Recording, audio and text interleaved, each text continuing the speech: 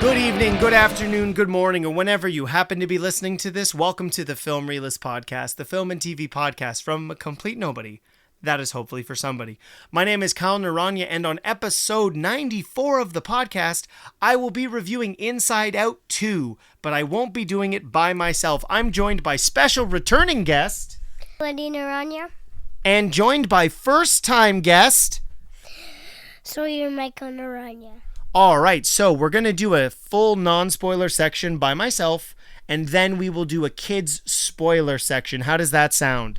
Good. Melody, you think that'll be fun? Yeah. Alright, so they're going to join for this kids spoiler section, but I'm going to jump into non-spoilers right now. Is that okay with you, Sawyer? Yep. Great, let's do that. Hello. I'm anxiety. Where can I put my stuff? A new emotion. Oh, I'm sorry. We wanted to make such a good first impression. What do you mean we? I was very excited for Inside Out 2. Inside Out 1 in 2015 is my favorite Pixar film of all time. It's easy to say that now, I think, as opposed to when it came out. Obviously, the Toy Stories are held in high regard, but Inside Out, for what it does, is exactly why Pixar is the S-tier studio that they are. This was an interesting choice of direction. This is the first Pixar film directed by Kelsey Mann. He had worked in the senior creative team going all the way back to Luca, which is kind of fascinating because until looking at the Wikipedia, I didn't realize how many Pixar films we'd actually gotten in the last 4 years.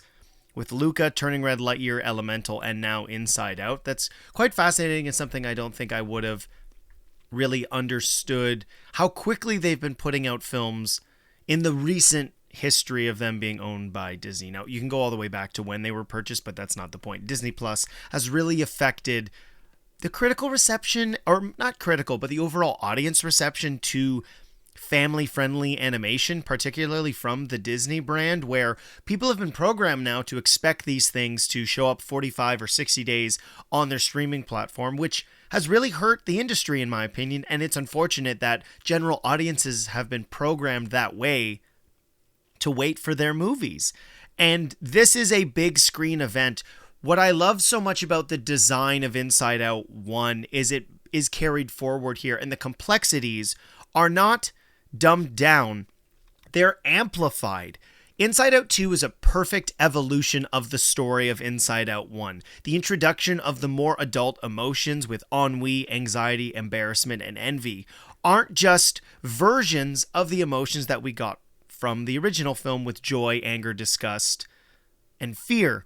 I had a conversation with my wife about fear and anxiety, and the way that they're represented in a faithful, true perspective is not how they are similar, but actually what the dissimilarities are.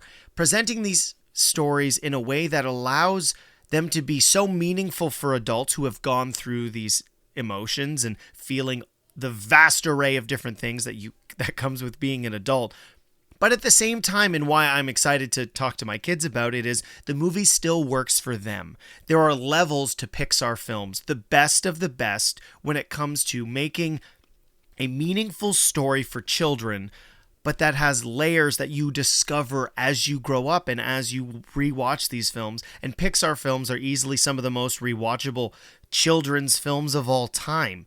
Inside Out 2 manages to do that while also continuing this evolution of growing up. The simplicity with Riley in the original, and the main 5 emotions that she has, and the battle that they go to with these new complex emotions, and their perspectives, and their overall goals in mind, and how they butt heads with each other. And there is not an antagonist in this film for Riley. What I really appreciated was the way that these emotions are portrayed is not that they are bad. Each is meaningful, and that continues that thread moving forward from Inside Out 1. Sadness wasn't a bad emotion. All of your emotions are valid, and when you feel them, they are just as important as each other. That message in the first film is multiplied in this one because of the complexity of the newer emotions as come with growing up, the perspectives and the challenges you face when going through puberty. And I do like some of the subtle touches they have where we did see inside the parents' minds in the first one, and there was some questions as to why those things weren't present. One element that I really would have appreciated is that we had some sort of complexity in the original, but the simplification in the first film worked for establishing the world and how these things work within the children's minds and even the animals' minds, which we do see in the end credits of the first film. Riley's journey is an emotional gambit, and while the film does come to a conclusion, it has to. It cannot be 10 years of her life, if not even more, but this specific window into which we see how she grows up and how the emotions inside of her balance what it means for Riley to be Riley and what their jobs are in helping Riley grow and become an adult was really interesting. It's heartwarming. This film manages to do a lot of the things that I've personally felt Pixar hasn't done lately, which is balance that heartwarming, well-executed storytelling and still managing that zany fun. I was really looking forward to Soul because it was the crew that handled Inside Out, but unfortunately that balance of fun while also still serious storytelling, I think was a little inconsistent. I'm really glad, similar to the Pixar films, that we've had time away from the first Inside Out, it being 9 years since the release of the original, to have this film stew and allow the expansion to not just feel like more for the sake of more. It is a crime, unfortunately, when most sequels just think bigger is better. Yes, most people want to see some form of that, but they don't allow themselves to maintain what worked well about the original. Inside Out 2 does that. I don't know if it's necessarily going to be as mind-blowing as the original, this being a sequel. It'll be curious to see what general audiences think as the film has a continual release, and I'm really hoping that this is a box office success. Disney, particularly Pixar, whose films have not been released theatrically in quite a while, does kind of need this, unfortunately, because of, as I've mentioned, the way that audiences have grown to expect animated films to return very quickly. We saw this with the very poor success. There wasn't a success, but the bomb of Lightyear, which was a film I did enjoy. Inside Out 2 manages to do all of those things that you would expect from a great sequel, particularly from Pixar. That might be a little tease as to what the question of the week is going to be this week. But onto the cast, because that is an element that unfortunately I think does hurt the film. All of the new characters, particularly the emotions, are really great. I'm glad to see Amy Poehler, Lewis Black, and Phyllis Smith back as joy, anger, and sadness. However, Tony Hale and Liza Lapira, they do a good job as Fear and Disgust. Mindy Kaling and Bill Hader did not come back because of a pay dispute, and unfortunately, what works so well with those emotions in the first film, while they're given more to do, which is kind of interesting actually, because you hear their voices more probably in this one, because the focus in the first movie was particularly that battle between joy and sadness. It doesn't work. I'm somebody who really likes voice continuity, and because this film doesn't have that, with those emotions having more to do, to me, it establishes why Bill Hader and Mindy Kaling were so great as Fear and Disgust in the original. Don't get me wrong, they're funny and they capture the essence of those characters, but with voice continuity not being the same, it did affect my experience knowing they're different people, loving the original so much. On to the new emotions. Maya Hawke as Anxiety is a phenomenal performance. Ultimately, the way that Anxiety is portrayed in the film, which I'll get into spoilers later on, and who knows, maybe the kids will mention it later, is a really compelling, thorough evaluation of what anxiety means, particularly in the mind of a 13-year-old girl, as well as envy and ennui are quite comical in their interactions with all of the other new emotions and amongst themselves. The way that puberty in this early phase of it is portrayed, the chaotic nature to what that means for somebody. in the mind of a young girl. We get some perspectives on other main characters, which is great. We don't actually see inside the mind of a 13-year-old boy at this phase, which at least I think we don't, which is nice. That's not a spoiler, so that's not really a problem. Outside of that, the setup for the film is great. The way that the characters interact with each other continues that evolution where the emotions are still learning from each other and that they still have room to grow was amazing. I thought the film was thoroughly heartwarming, very comedic. There's a lot of great jokes about the evolution of growing up that are going to work, as I mentioned, with rewatchability being such a substantial factor in why I enjoyed this film. I've only seen it the one time, but I am really looking forward to watching it again. It is a phenomenal film.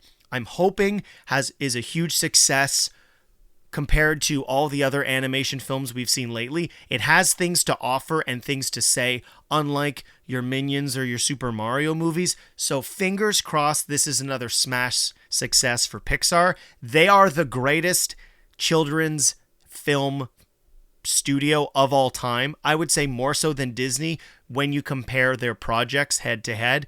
So I thoroughly enjoyed this. I loved it. I'm really glad I took my kids to see it. They are going to have I actually have no idea what they're going to say, so I'm not going to hold them off any further. Let's get into the chaos of Kids Corner review spoilers for Inside Out 2. What is that? It's the sarcasm. Sarcasm. Boy, are we so lucky we ran into you guys! Boy, are we so lucky we ran into you guys! Wow, those guys are jerks.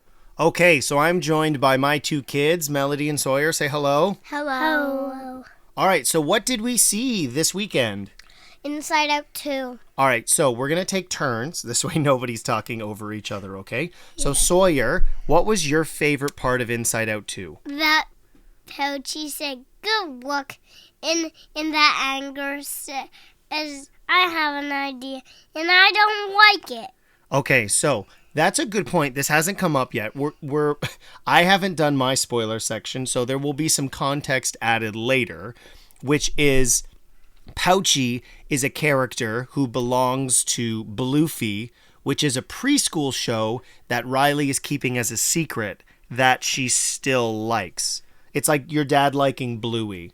Well, I thought it was pretty funny. So you liked Pouchy? Yeah. Yeah. Melody, what did you think of Inside Out 2? That it's kind of funny because Pouchy has relation to the pig, and it's kind of similar because they are both talking backpack and fanny pack because Dora has a talking backpack. That's right. So it's a good reference. Bluefy is similar to Bluey, Barney, and Dora, and you're right. Dora has a backpack.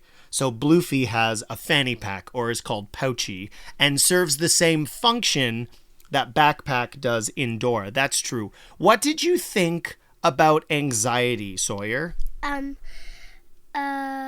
Anxiety? Anxiety, yeah. Was anxiety trying to be the bad guy? Yes. You think so? I thought anxiety was just trying to do the best thing for Riley.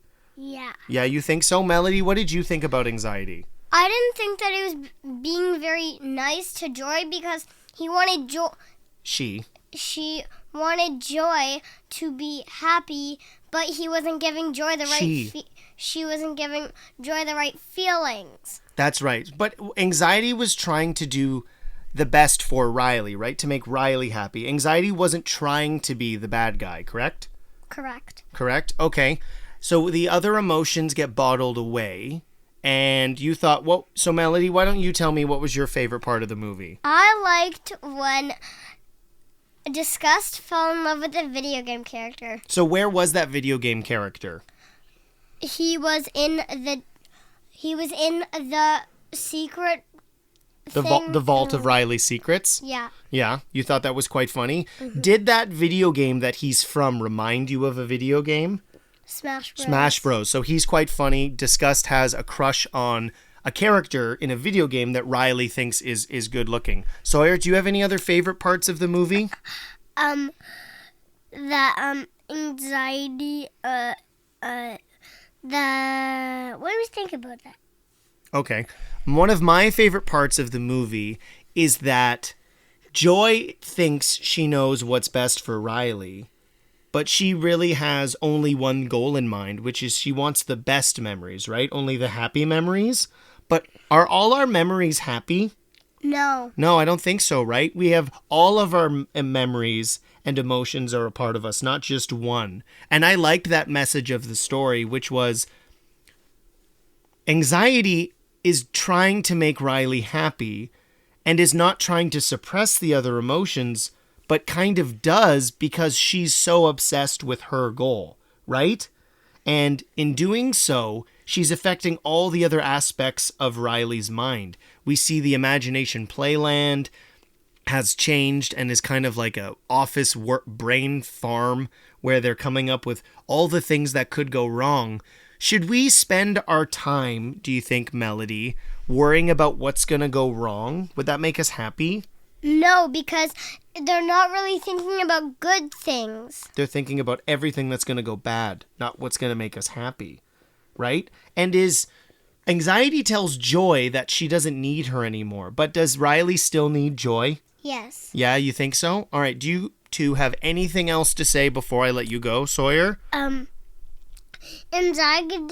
Anxiety was just trying to help Riley, and that anxiety was making the best feelings for Riley, but it wasn't very nice to walk every person up in the jar. Oh, to lock the emotions that Riley had before, that's true. So anxiety was trying to do the best things, but might have done some bad things trying to do the good things, right? She made some mistakes, but all of the emotions grow and learn from each other, don't they? Just like we grow and learn emotions.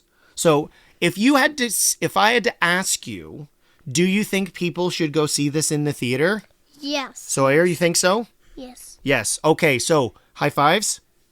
We have the recommendation from my two kids. So thank you so much for joining me. You're welcome. You're welcome. All right, awesome. We're going to jump into full spoilers, and I'm going to tell you what happened in Inside Out 2. Riley, how was camp? It was good. She goes away for 3 days and all we get is good? She goes away for 3 days and all we get is good? Yeah, sounds right. Asked and answered. Back to the game. Just before jumping into actual spoilers for the film, well, the ones that I'm going to give, I hope you enjoyed the group family review with my two kids, Melody and Sawyer. They appreciate being on the podcast and they wanted to share how much they enjoyed the film. A couple of listeners have asked if I could give more of a plot breakdown of the film in the spoilers, because if they don't see the film, sometimes they still like to listen to the review, and I appreciate that feedback. So what I'm going to do is a new segment called What Happened, with its own little sound cue. It's going to be within this, and then I'll go through the whole movie plot, not scene by scene, but general whole movie, and then give my spoiler review. So that way, if you haven't had a chance yet to see the film, you can follow along. So that's what I'm going to do starting now. The debut of What Happened. What happened? Inside Out 2 pretty much starts off where the last one ended, where there's a little bit of changes, but outside of that, it's not that substantial. Riley's now 13, about to enter high school. She's graduated. I don't know if it's middle school or full-blown grade 8. I guess that would line up. I don't know how it works. I know the states have middle schools as well as high school, or middle school being a part of high school. If you're a United States-based listener, please let me know, because in Canada, it goes from kindergarten to grade 8. So that's junior kindergarten, senior kindergarten, 1, 2, 3, 4, 5, 6, 7, 8. And then high school being 9 to 10, and you can do a victory lap, or I believe it's called the 12B now. I don't know. I'm old. I graduated in high school in 2009. But I'm curious when Brian Maneely of Jump on the Batwagon graduated high school. Had you graduated to paper yet, or was everything still on parchment? Brian, let me know. And the console has been upgraded to include the puberty alarm, and we are given a new setup for who Riley is as a person called the sense of self. So all of her core memories that have continued to expand are now at the base of her mind, and they thread up to all. Essentially, it's a a bloomed flower to some degree. And Joy has been quite selective for the most part with what core memories she's allowed to be a part of Riley's sense of self. It does allow for core memories to be a mix of emotions. They're not just all happy, but more negative memories are getting blasted off to the back of the mind. So that sense of Joy's self is still reminiscent of who she was in the first film. They're all working cohesively as a group, the fear, anger, joy, and sadness and disgust. However, Joy is still the leader of this team. And leading into a hockey camp where Riley has been invited during the summer, which could lead to her ultimately making the high school team, which is at least what she believes with her friends. The puberty alarm goes off. And in doing so, we are introduced to the new emotions, being anxiety, envy, embarrassment, ennui, or boredom. And they are the new emotions that we get from puberty leading into adulthood. My favorite aspect of this film is the portrayal of anxiety, which we'll discuss kind of throughout the what happened section here, where anxiety is so concerned with the future, and we get some separation from what separates anxiety from fear, where there are so many things that could go wrong. It's been said a lot simplistically that anxiety is the fear of the future, where depression is the fear of the past. I know it's a lot more complicated than that, but this is a Pixar film that does do a great job of managing to do that. And because they are new emotions, joy, sadness, fear, anger, and disgust, who are simpler in their degree, are a little taken aback by the new emotions, but let anxiety start to take control with the choices that they make, her being a more complex, quote-unquote, emotion. And ultimately, because anxiety is so concerned about Riley's future, she emigrates the emotions from the first film, and they're locked away secretly in the back of Riley's mind. Not exactly where all the bad emotions went, but they're locked in with things that Riley won't tell anybody. And this introduction is hilarious. My kids did talk about it, where we meet Bluefy, who is an amalgamation of Bluey, Barney, and Dora, and the funniness that ensues there. There was one element here that the film does not explain, which is Riley's deepest, darkest secret is also locked away in these mind vaults, and we don't actually get to know what that is. I'm curious. There's been some conversation over the genders of Riley's emotions are mixed, as in they're both feminine and male, where when we see the emotions in other people's minds, they're either all male in the dad's mind or all female in the mom's mind. So that I'm not projecting. It's just really interesting to see that that's the case with Riley's. And I know some of that was done so that way you knew whose mind you were inside of. And their whole goal is to get the sense of self that anxiety had shot to the back of the mind, thinking she needs a new one because she's going through puberty and she's going to be an adult. And all of anxiety's actions throughout the film, in a less well-executed film, so easily could have been portrayed as bad. But anxiety's motivation is to make Riley the best possible Riley, to make her happy and succeed, and to not have her feel embarrassment, envy, or ennui, or boredom. That she's going to achieve all the things that she wants to do. And the way that that's handled, particularly in the way that pop culture has more frequently addressed mental health, I was so happy with that. I've been fairly public on the podcast about my anxiety. I had a full-blown panic attack before going to see the newest Candyman film because I don't typically react well to horror films, and I typically need to see them in the middle of the weekend at like 2 p.m. during the day when there's sunlight, because I have a hard time typically sleeping at night. And that was something that I was thinking about while I was going into the theater, and it took me multiple tries to go and see that. Phenomenal film, but I just wanted to share that little anecdote. If this movie was made 20 years ago, anxiety probably would have been the bad guy, and depression, maybe they would have been like an evil duo.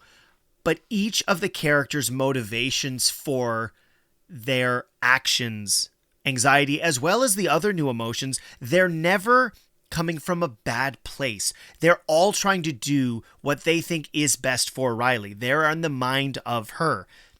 And that continues on as we see the different relationships get negatively affected because they have control of Riley, as we learn that her friends are going to a different high school because they're zoned somewhere else, and where Riley is in that awkward phase of still kind of being a kid but wanting to be accepted by the new cool older kids. And the back and forth between that, I think, is relatively faithfully adapted. Now, I wasn't a 13-year-old girl, and some of the sensibilities are probably still a little more simple compared to probably what it's like now. I can't imagine going through puberty now with the way that screen time is and everyone and trolling on social media and whatnot. Oh my God, I'm terrified for my own kids to have to experience that. But in general, we see a lot of what the choices anxiety makes for Riley not working out. And because of this, things just get worse and worse. And the sense of self that does develop this, it's almost craggly and it's not simplified and beautiful, are all bad things. And even though they're coming out of good emotions, but these core anxiety memories that anxiety is creating for Riley are not good. And they create this sense of self that is deprecating. On her own, she feels that she is not worth it, even though all of these choices were with best intentions. And that I adored the fact that this film did this.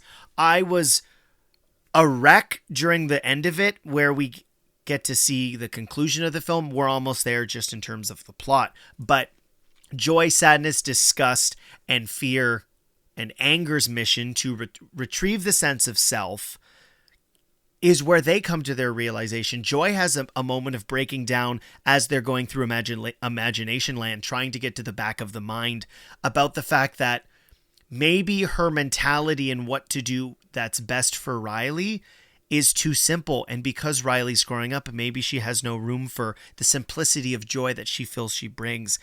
And the level of character we get to see from Joy, Amy Poehler in particular, it's so well done. The script writing process, the way that Amy Poehler portrays this fact that Joy doesn't know if she has a purpose anymore. It's a reflection of the way that people feel growing up, where they don't fit in. What is their sense of self? And trying to identify what's best for Riley, and all of the emotions coming to the realization, particularly with joy and anxiety, that it's not really what they want for Riley. Riley's core memories are going to be what they're going to be. And there's a lot of hijinks that ensue throughout that. I don't really need to break that down beat by beat. But one of my favorite elements about the way that the film portrays anxiety in the mind is Imagination Land. A portion of it, which was Pillow Fun Land, which you do see in the original, has been co-opted to be this farm of creating bad possibilities. And a great representation on what it can happen when you are spiraling with anxiety. Anybody who's experienced this knows that this is what this is like. And we see on the outside, while Riley is trying to make this hockey team, and all of these decisions have made things more and more difficult for her, to the point where she eventually learns that she is not one of the players that the coach is interested for the hockey team because of her unquote unquote immature choices she makes, winds up getting a penalty. And all of these anxiety core memories lead to her having a full-blown panic attack, which is great to have that represented and have it in a way where I don't think it's going to be traumatic for a young viewer. My kids certainly haven't mentioned it, but I'm curious if you have an older child, how they responded to it. This, to my knowledge, is one of the first times this has been in something aimed at families. And the way that they are able to get out of it is there is quite literally an anxiety storm around the console, a tornado, where she is just frozen and cannot make a decision because all of the choices anxiety has made have led to this moment where she has failed. It's not working. And the rest of Riley's emotions come to her and have her realize that it's okay. They're there to work together. What led them to getting there is one of my favorite elements. Sorry, I'm backtracking a little bit, which is they get to the sense of self that this simplified version that they had created prior to Riley hitting puberty.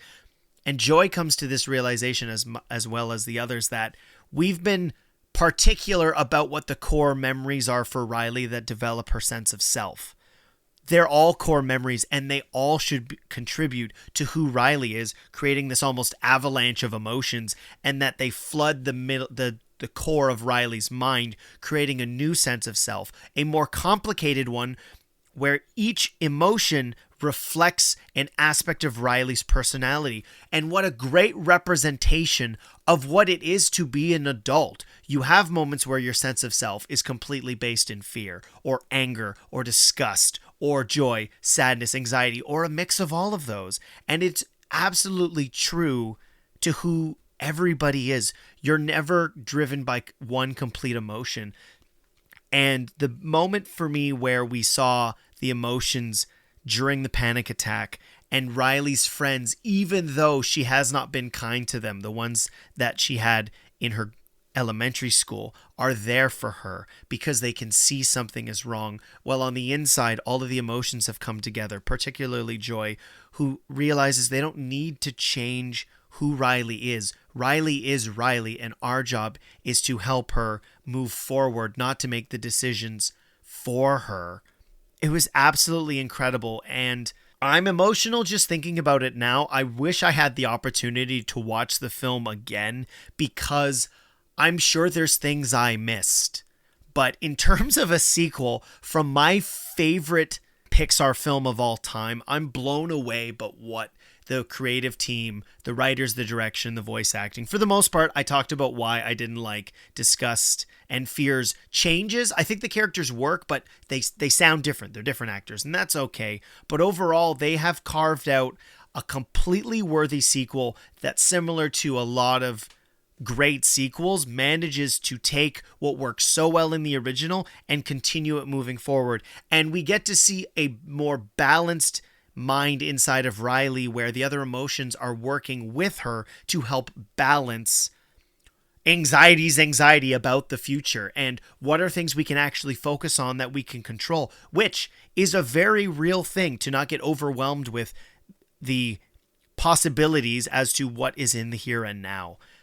Having this be a film that's going to create these conversations with my kids and other children is something quite special, and I'm really excited for this. I'm finishing this Sunday night, where it has been released in the box office news that this is the biggest opening for an animated film of all time, and I'm so grateful because this is a quality film made with that intention. It's not condescending in any way, and it presents a phenomenal message. Regardless of if you have kids or not, this is certainly a film worth watching. I hope you enjoyed this version of the review, with the plot being broken down kind of beat by beat, but me allowing my review to kind of flow through that. If you liked what happened, please let me know, because I will continue to do that again. I don't really have anything else to say. I've kind of run out of stuff. So with that being the case, let's jump into listeners' mail and answers to last week's question of the week.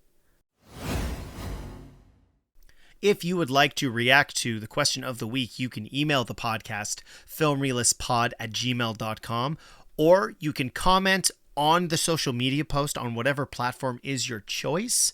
It usually comes out Thursdays or Fridays. So last week's question of the week was, what is your favorite Will Smith film? Megan Pagonis wrote in, Men in Black, because it's fun.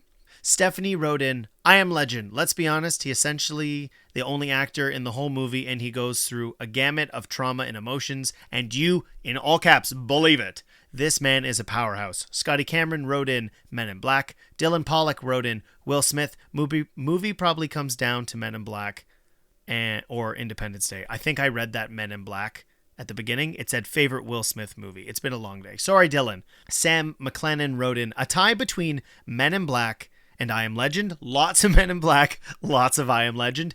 Tess Heisey, first-time writer, hello, wrote Hitch, and she talked about how she loves that film is never about making sleazy guys. It's all about bringing out what's best about you. And I think that's really great. It's a very fun, entertaining rom-com. I do enjoy that film. Jermaine Jones wrote in I Robot, and Suicide Squad, obviously the one with Will Smith. My personal favorite is probably The Pursuit of Happiness. It's the most dramatic role that he's had, successfully, of course. He did get nominated for an Oscar. He didn't win with that, but it was in that perfect era, and it's the only movie he's in with Jaden. That's great.